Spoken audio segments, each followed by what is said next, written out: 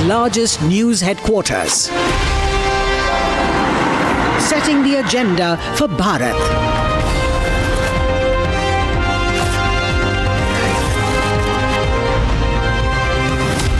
You're watching Republic.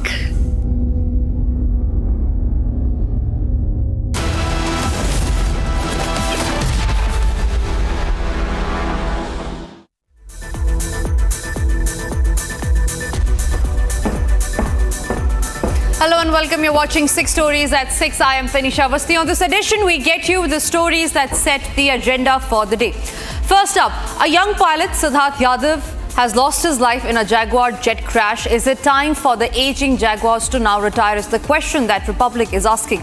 In Karnataka, a woman was molested on streets of Bengaluru, but Karnataka Home Minister says that incidents like these happen here and there.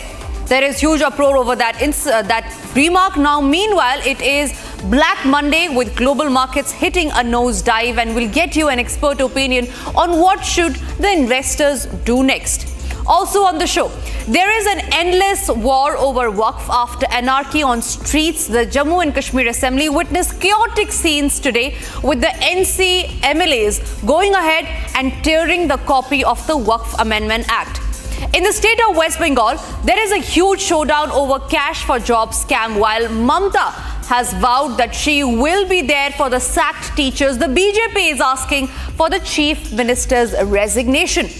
And finally, a shocking case of medical negligence comes to light from Madhya Pradesh's Damoh, where a fake doctor performs 15 surgeries, and this, ladies and gentlemen, results in the death of about 7 patients. And we'll tell you how it is Republic, the only channel who has exposed the medical apathy. First up, let's start with our top story of the evening. Now, Flight Lieutenant Siddharth Yadav, the name that will go down in India's history. Now, a Jaguar fighter aircraft flyer, Siddharth Yadav, was killed in action on the 3rd of April. He assisted his co-pilot to eject to safety and then stayed on his crashing aircraft to maneuver it away from villages and crowded areas before going down with his Jaguar in Gujarat's Jamnagar. While the country mourns his irreparable loss and celebrates the bravery and selflessness of the true soldier that he was, this one is not an isolated incident. He was laid to rest with full military honors, and the Indian Air Force has said that the crash happened due to a technical malfunctions. The British-French fighter jet Jaguar was decommissioned by France, remember, in 2005 and the UK in 2007. But India continues to use the aircraft. Is it in fact one of the key combatants in India's air arsenal? However, till when will this go, and how many more brave lives will India lose before the government takes a decision on this?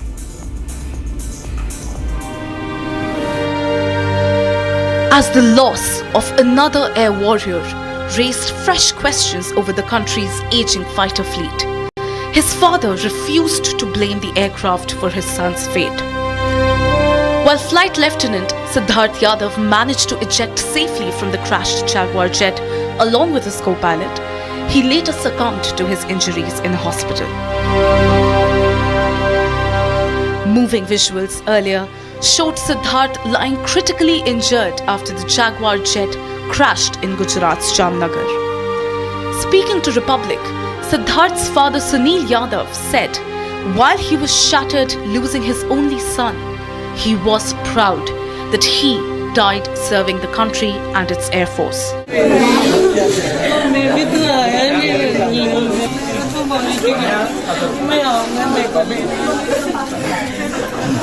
A former fighter pilot himself, the father of the departed flight lieutenant urged more fathers to send their wards to defend the country's borders. So it's a part of his duty, and so it is painful for the father, but he was my only son. But he has lost for life for his country. That is proud for me. Amid concerns around the aging British jets, Siddharth's father blamed his son's fate for the unfortunate accident.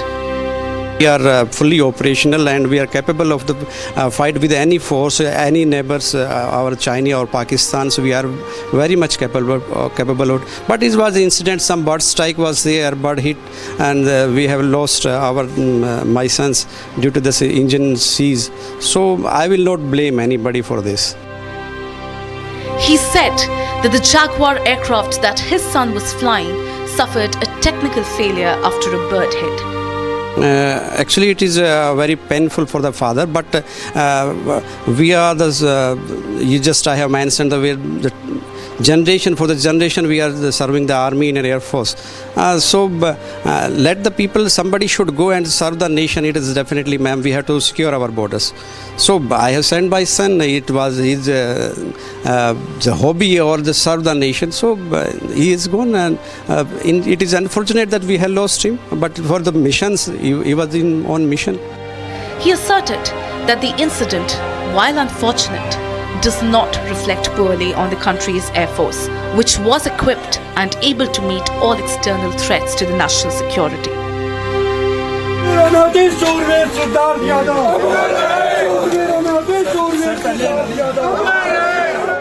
As another precious life is lost to a jet crash, it is time to heed calls for an urgent upgrade of the Air Force inventory.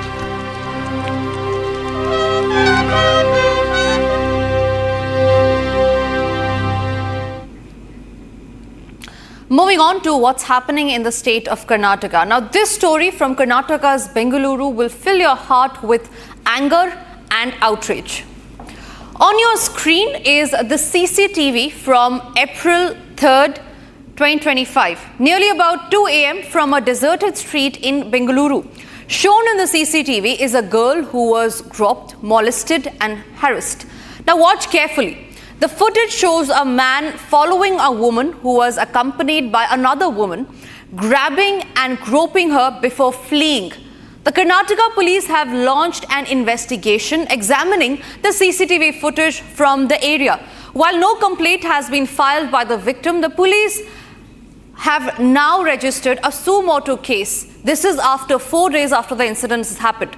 Now, amid outrage over a video in which a man is seen groping a woman in Bengaluru before running away, it is the Karnataka Home Minister G. Parameswara's comment that will likely add to the public anger. Responding to questions over the shocking video, the minister in charge of law and order has said such incidents can occur in a big city like Bengaluru. ನಾನೀಗಾಗಲೇ ಪ್ರತಿನಿತ್ಯ ನಮ್ಮ ಕಮಿಷನರ್ಗೆ ಪ್ರತಿನಿತ್ಯ ನಾವು ಹೇಳ್ತಾ ಇರ್ತೇನೆ, ಎಚ್ಚರಿಕೆಯಿಂದ ಇರಬೇಕು, ಬೀಟ್ಗಳು ಚೆನ್ನಾಗಿ ಆಗಬೇಕು, ಮಾನಿಟರ್ ಮಾಡಬೇಕು. ಬೆಂಗಳೂರು ಪ್ರತಿಯೊಂದು ಏರಿಯಾ ಕೂಡ ಪೊಲೀಸ್ ಪೆಟ್ರೋಲಿಂಗ್ ಏನಾಗ್ತಾ ಇದೆ ಅದನ್ನು ಭಾಳ ಶಿಸ್ತಿನಿಂದ ಮಾಡಬೇಕು ಮತ್ತು ಭಾಳ ಎಫೆಕ್ಟಿವ್ ಆಗಿ ಮಾಡಬೇಕು ಅಂತೇಳಿ ದಿನನಿತ್ಯ ಹೇಳ್ತಾ ಇರ್ತೀವಿ. ಇಲ್ಲೊಂದು ಘಟನೆ ಆದಾಗ ಸ್ವಾಭಾವಿಕವಾಗಿ ಜನರ ಇದರಿಗೆ ಗಮನವನ್ನು ಸೆಳೆಯುತ್ತೆ. ಆದರೆ ಅಷ್ಟಕ್ಕೆ ನಾವು ಬಿಟ್ಬಿಡೋದಿಲ್ಲಲ್ಲ. ನಿರಂತರವಾಗಿ ಪೊಲೀಸ್ ಇಲಾಖೆ ಕೆಲಸ ಮಾಡ್ತಾ ಇದೆ. 24/7 ಮಳೆ ಇಲ್ಲ, ಚಳಿ ಇಲ್ಲ, ಪೊಲೀಸ್ನವರು ಕೆಲಸ ಮಾಡ್ತಾರೆ. ಹಾಗಾಗಿ ಬೆಂಗಳೂರು ಶಾಂತಿ ಇದೆ.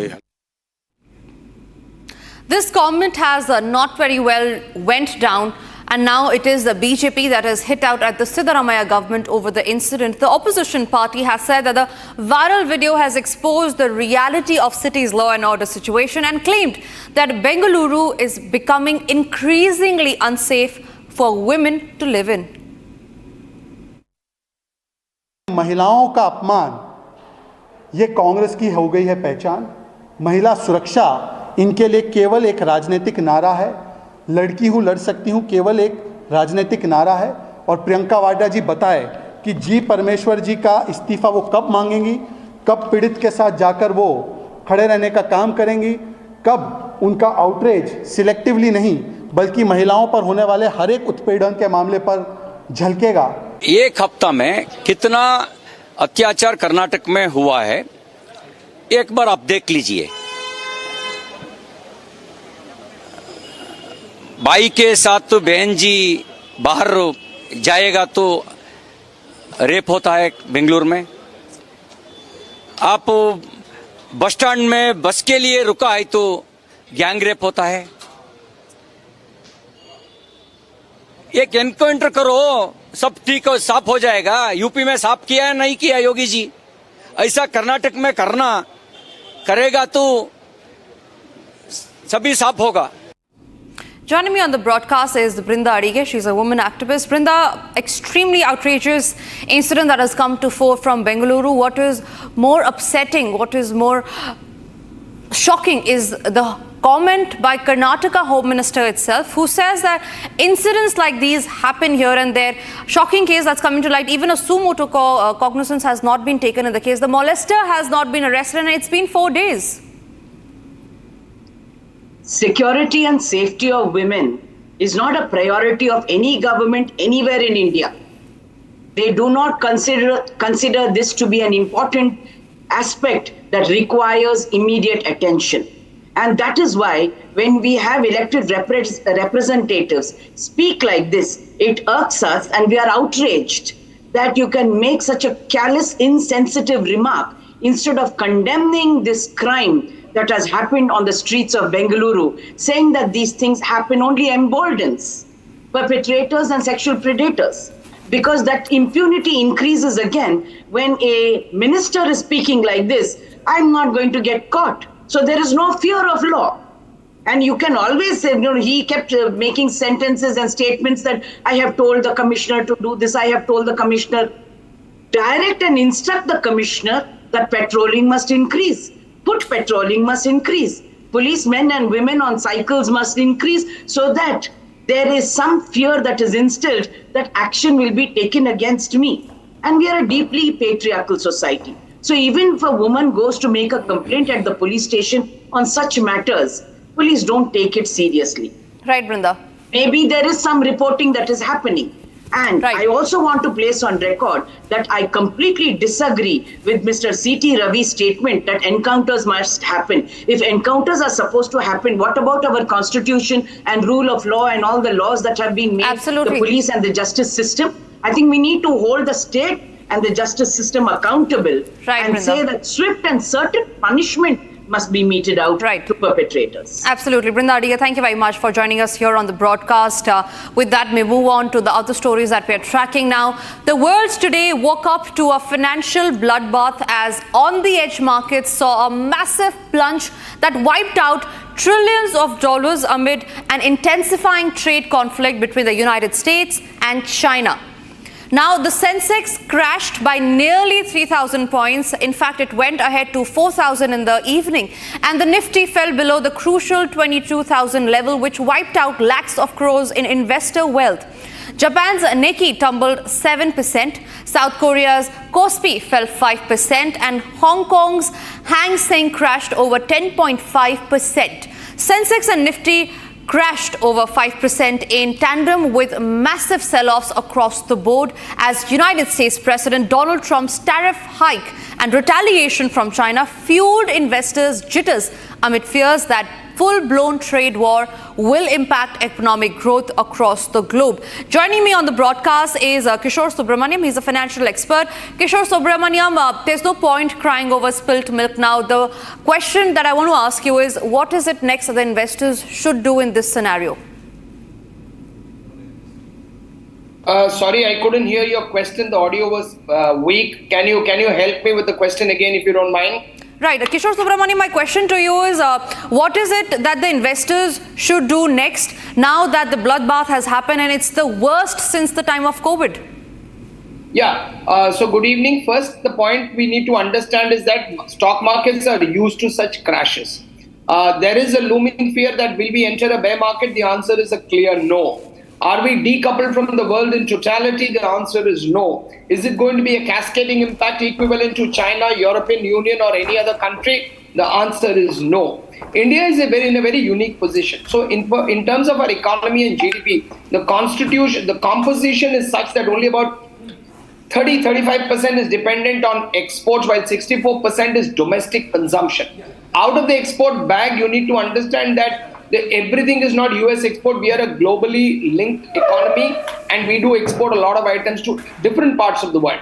Yes, US's impact will have impact on India too, and in terms of this markets, it will have an impact. So for an investor, there are 5 things he needs to remember. Number 1, short-term volatility is always an opportunity. Volatility is a friend and not an enemy. Number 2, if you have invested in the stock market and mutual funds through SIP, continue it. Number 3, avoid sensational news item, billions wiped out, market crashes, avoid them. Point number 4, do not try to time the market, and you don't try to catch a falling knife. It's going to be problematic. And point number 5, keep your asset allocation safe. Don't jump into gold or any other asset just because you like it. Don't quit your positions. But for the trader, that's mayhem in the market and bloodbath. But over a period of 2 to 2.5 decades or 3 decades, one has seen this multiple times.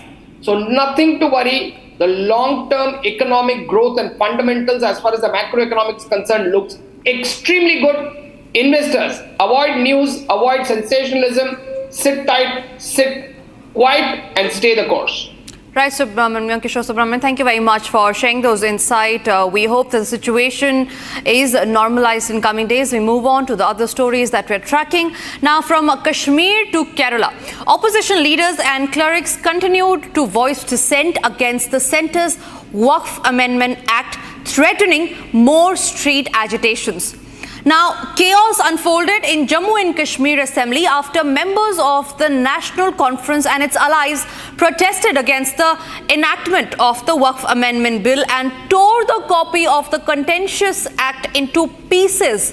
The legislators also protested Speaker Abdul Rahman's decision to reject their adjournment motion on the Waqf Amendment Act. Now, amid the ruckus in the Assembly over his refusal to adjourn the question hour to discuss the Waqf Amendment Act, it was adjourned for a brief period of about nearly 15 minutes. As the session began, opposition MLAs rose to demand a discussion on the recent amendments made to the Waqf Act, voicing concerns over the implications. Here's what happened.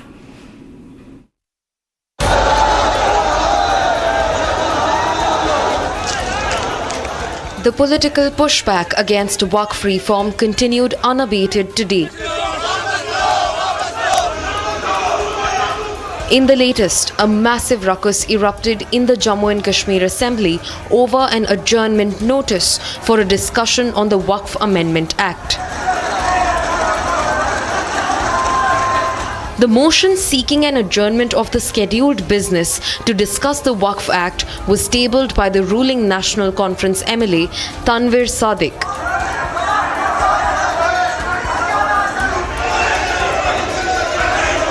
The motion drew fury from the opposition benches, with the BJP members raising a ruckus. In dramatic scenes, the BJP members were seen holding up copies of the adjournment notice and raising slogans. Amid the furore, some members in the treasury were seen shredding copies of the Waqf Act, drawing a furious response from the BJP. In more visuals, members in the treasury and the opposition were seen getting into a fist fight as the showdown over the Waqf law peaked.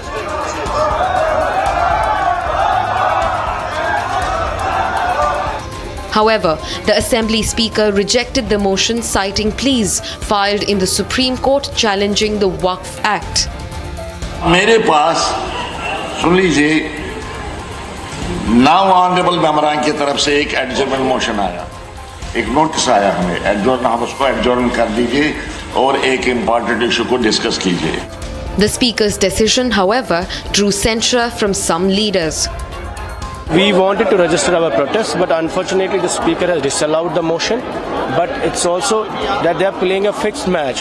They are opposing BJP while they are also facilitating BJP's policy on ground.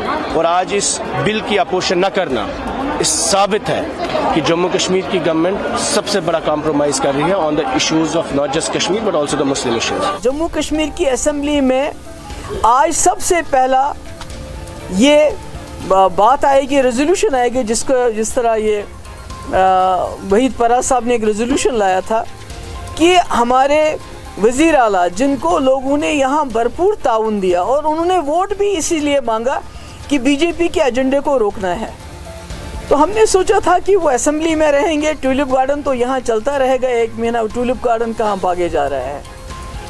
तो वो वहाँ रहेंगे और इस bill के बारे में खड़े होके बात करेंगे कि ये हमें कबूल नहीं है, जम्मू कश्मीर इसको कबूल नहीं करता है। Elsewhere, in Kerala, a prominent body of clerics moved a writ petition disputing the constitutionality of the Waqf Act. Unfazed by the mounting dissent over the Waqf law, the BJP termed the protests as a direct assault on the parliament and the constitution. अन्य राजनीतिक दल और विशेषकर जो राज्य चाहे तमिलनाडु या जम्मू कश्मीर जो कि इस बिल के विरोध विधानसभाओं में कर रहे हैं, यह दर्शाता है कि वह संविधान की भावना को ध्वस्त कर रहे हैं, क्योंकि संविधान के अनुसार संसद के द्वारा पारित किसी भी कानून के बारे में किसी राज्य विधानसभा को किसी भी प्रकार की विपरीत टिप्पणी करने का अधिकार नहीं है। इससे बहुत साफ हो जाता है कि देश की जनता के सामने कि संविधान किनके हाथों में खतरे में है। और जम्मू कश्मीर विधानसभा में जिस प्रकार से बिल फाड़ा गया है, मैं कह सकता हूं कि यह संविधान की मूल भावना को तार-तार करने जैसा है। Senior BJP leader RP Singh called for the digitization of all Waqf properties. देखिए, जानबूझकर शरारतपूर्ण बात है। ना कोई ज़मीन हड़पी जा रही है, ना कोई ज़मीन कोई सरकार ले रही है, ना कोई भाजपा ले रही है। वह सिर्फ इतना ही है कि जो वक्फ की ज़मीन है वह खाते पे चढ़े, कहीं उसकी डिजिटाइजेशन हो, कहीं उसकी डॉक्यूमेंटेशन हो, एक, और दूसरा उससे आने वाली आय गरीब महिला और गरीब बच्चों के काम आ पाए। As the Waqf protests spiral, will the opposition's bid to stall reform and transparency stand the scrutiny of the People's Court? Joining me on the broadcast is Rashid Sharif. He is the president for South India Muslim Personal Law Board. Rashid जी, जो bill था अब वो पास हो गया है, वो act मिल गया है, उसको प्रेसिडेंट्स की नॉड मिल गई है। अब प्रोटेस्ट करके क्या फायदा? और प्रोटेस्ट भी खैर छोड़िए, प्रोटेस्ट आपका हक है, बट जो स्ट्रीट एनार्की जो कर रहे हैं बहुत सारे ग्रुप, वो करके क्या फायदा, जबकि बहुत ही डेमोक्रेटिक प्रोसेस से ये जो बिल है वो पास हुआ था पार्लियामेंट में। बिल्कुल पास हुआ है, मगर ये बिल आप बताइए कि अल्लाह की जमीन है, आप पार्लियामेंट में किस तरीके से पास कर? अल्लाह की जमीन है जो आप ऐसे वक्त किए अल्लाह के नाम पे, और गरीबों के नाम पे, यतीमों के नाम पे, एसीरों के नाम पे, ये तमाम ये आपके पास मेंबर हो तो आप कुछ भी कर लेंगे पार्लियामेंट में, और हम एहतजाज नहीं करेंगे, 100% एहतजाज करेंगे। अब एक हम मस्जिद खोए, अल्लाह का घर खोए, ये जमीन नहीं खोएंगे इंशाल्लाह। आप देखिए ये बिल के बारे में पार्लियामेंट में जिस तरीके से पास होते ही है, तो आज यूपी में कब्रिस्तान, एक जनाजे को कब्रिस्तान नहीं लेके जाने दे रहे, कब्रिस्तानों पे जो चादर खींच रहे, मदरसे बंद करा दे रहे, ये क्या तरीका है? ये इसी के लिए इसलिए बिल पास करे थे कि मुसलमानों को टारगेट तो अब 11 साल से बनाए हुए, आगे भी इसी तरीके से और हिरास करेंगे और तकलीफ देंगे हमको। ये बिल पास हुआ है, ये वापस होना जरूरी है, क्योंकि अभी हमारे राष्ट्रपति मैडम के हाथ में है, और मैं हर हिंदुस्तान का मुसलमान ये चाहेगा कि मैडम इसको फौरी रिजेक्ट करे, वरना हिंदुस्तान बढ़ जाएगा, हिंदुस्तान के टुकड़े हो जाएंगे, हिंदू मुसलमान के फसाद हो जाएंगे। ये देखना चाह रहे हैं आप लोग? नहीं होना है ये बिल्कुल नहीं होना। भाईचारा है हमारे पास, और इंशाल्लाह हमेशा हिंदू मुस्लिम भाईचारा रहेगा। इसको हम बिल्कुल नहीं मानेंगे, और ये होने वाला बिल्कुल नहीं है। वापस लेना है, 100% वापस लेना है। मैडम ये बहुत हालात बिगड़ रहे हैं, आप देख रहे हैं, कौन मुसलमान खुश है, कौन हिंदू खुश है। अब हमारी ना आप बात करें, आप पार्लियामेंट में। राशिद जी, हिंदुस्तान के टुकड़े तब होंगे जब रूमर्स को फैलाना बंद किया जाएगा, बल्कि ये जो बिल है बहुत ही संवैधानिक तरीके से पास हुआ है, इससे देश के टुकड़े तो बिल्कुल भी नहीं होंगे। बहुत बहुत शुक्रिया आपका हमारे साथ बने रहने के लिए। Moving on to the other stories that we are tracking now, the ruling Trinamool Congress received yet another blow to its battered reputation when the Supreme Court on the 3rd of April invalidated the appointment of over 25,000 teaching and non-teaching staff members. Now, these appointments had been made by a recruitment panel set up by the West Bengal School Service Commission. While on one hand, the BJP and the people who lost their jobs have launched protest against the Mamata Banerjee government, and specifically the Chief Minister is out to tell another story altogether. Now, Mamata Banerjee not just questioned the Supreme Court's decision, she has also cried conspiracy against the state's education system, hinting at the attempt to topple it. যে হাইকোর্টের রায়টাকে stay করে দেওয়ার জন্য এবং তদানীন্তন বিচারপতি mister চন্দ্র respected Chandrajit আমাদের চন্দ্রচূড়জি সেটাকে স্টে করে দেন। অর্থাৎ হাইকোর্ট থেকে যে ভবিষ্যৎটা অনিশ্চিত হয়েছিল সেই ভবিষ্যৎটা তিনি নিশ্চিত করে দেন।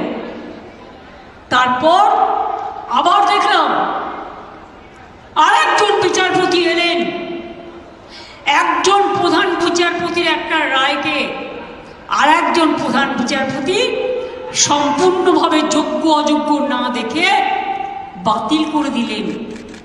মনে রাখবেন, আমায় যদি কেউ চ্যালেঞ্জ করে আমি কিন্তু চ্যালেঞ্জটাকে মোকাবিলা করতে জানি। আমি কোর্টকে বলছি না, এটা কোর্টের দোষ নয়, দোষ তো সেই মুখ আর মুখোশদের যারা আপনাদের নিয়ে খেলা করেছে। বাট আমি একটা কথা বলতে চাই, আমি বেঁচে থাকাকালীন যোগ্য প্রার্থীদের কারো চাকরি কেড়ে নিতে দেব না। It is my commitment.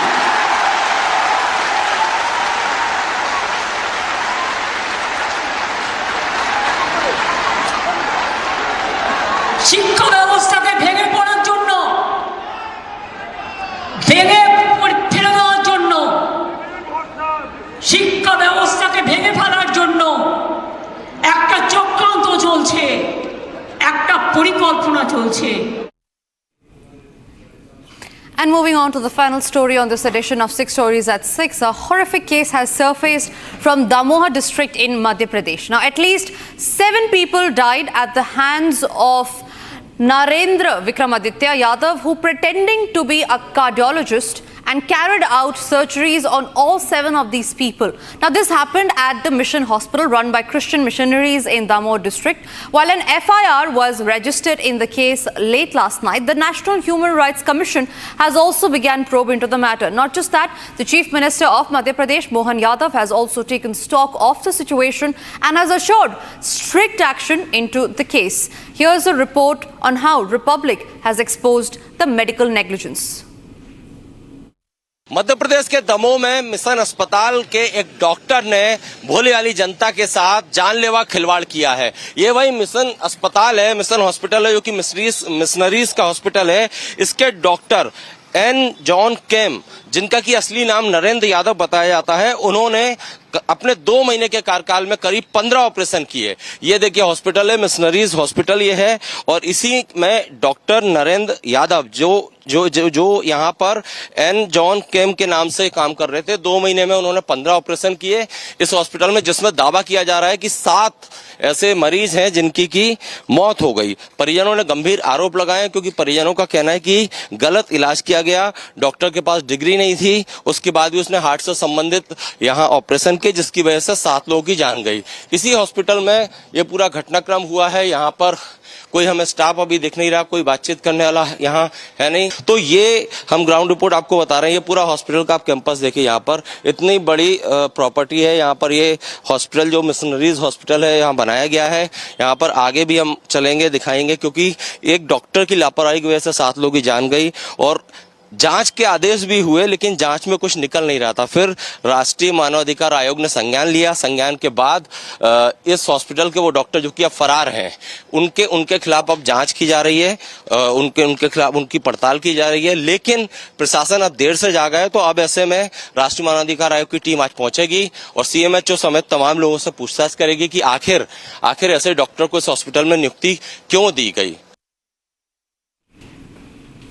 And that's all that we could pack in this edition of 6 Stories at 6. Thank you for watching. We'll be back same time tomorrow. Till then, stay tuned. Coming up next is Live and Breaking.